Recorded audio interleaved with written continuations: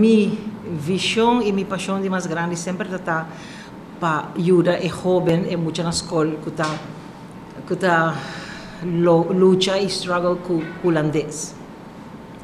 Porque nós temos un sistema de enseñanza en holandés y es un idioma difícil para começar y es un idioma que no te atiende na riba caia, no te atiende en un camino na riba nos isla, otro idioma así, es aquí no de barato. E ora essa aqui sua consequência está é muita não tá cai atrás. Houve muita tem é problema aqui e se nós também oferecer agora aqui na Emmastraat 50, esse aqui também é edifício novo, é um lugar hobby agradável e tem espaço e nós também começar com muito chiquito, foi de chiquito acaba preschoolers nós está chamando chama preschoolers, com o idioma preschoolers, e nós estamos preparados muito para a kleuter. Nós temos trabalho com huiswerkbegeleiding, nós temos bailes em diferentes idiomas, nós especialmente holandês, inglês, espanhol e matemática.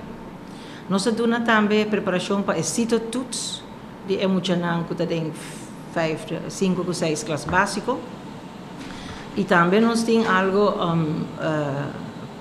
curso, é um curso parte mais inta, que é muito de outro habla espanhol, habla inglês, mas é dentro da escola básica, mas não sabe nada de holandês, não está punta para nos ajudar com holandês e matemática, tiki, e também conhecimento de Aruba, para não entregar não por derecha no conhecimento de isla, também a cultura de Aruba. Mais que nós está oferecer para muita gente que está beurs, para estudar na Holanda. Tá conheci que para mim a hope tá caia fora, queda atrás, dor de na idioma. Tinta está bem back, dor que não está assim a demotivar. Sem lograr nada. Então é muito bom. Aí nós começamos a acabar em setembro com o curso para nós. Caminha nossa direita é gramática, então aí bota vai para fluency. Tirando também que vai IPA para docente de escola. Não também tá aí uma preparação para nós.